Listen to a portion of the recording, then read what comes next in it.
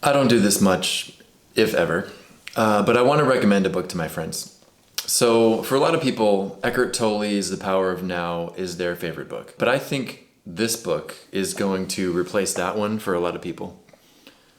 So, it's called Living Untethered. This was published last year and is the second book by Michael Singer on this topic. It only took me 5.5 hours to listen to over 2 days. So the reason that I like it is it attempts to explain down to the very core the phenomenon of being a person, of being a self with a capital S. So every day we experience three things. The environment is coming in through our senses, we have thoughts, and we have feelings. That's all that's really happening from moment to moment. Just those three things: senses, thoughts, feelings. Everything is happening inside here.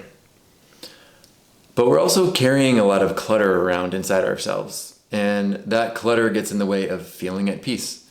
We have bad memories, we have good memories, we've had fights with people, we have fears and regrets, we have desires for the future. This is what makes up our internal clutter, and every single interaction we have is filtered through it. What's worse is that we identify as our clutter.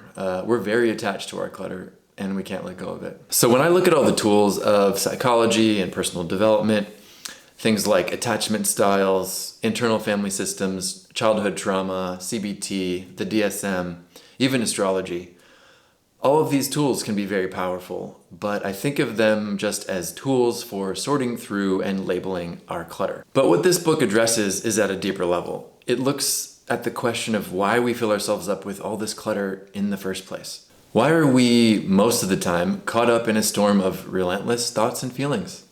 That's what's happening. Why do we go around trying to force reality to match our preferences just to make ourselves feel okay inside? So the next question is, how can we clean up all this clutter that we're carrying around and do something different, entirely different, like venturing into a realm of expansive inner peace?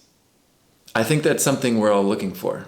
So I want my friends to read this book and tell me what they think. It's a short book, but I believe that there are some profound truths in here. The Western world has taken individualism to some extreme lengths, and we are suffering because of it. This book only requires you to take in a few new, but actually very old concepts to get the message. My advice is to allow yourself to believe that chakras are real, at least as a conceptual framework, so that you can fully appreciate what this book is telling us. So, yeah, let me know what you think.